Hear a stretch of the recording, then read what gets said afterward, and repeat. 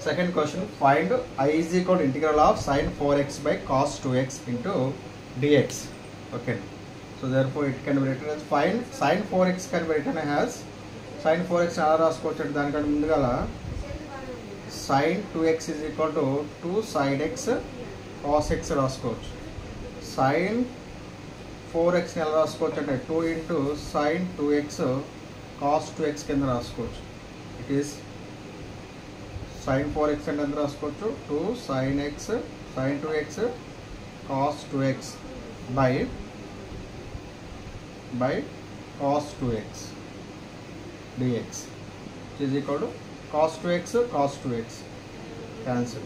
So 2 into sin 2x dx which is equal to 2 into minus cos 2x by 2 cancel minus cos 2x plus c.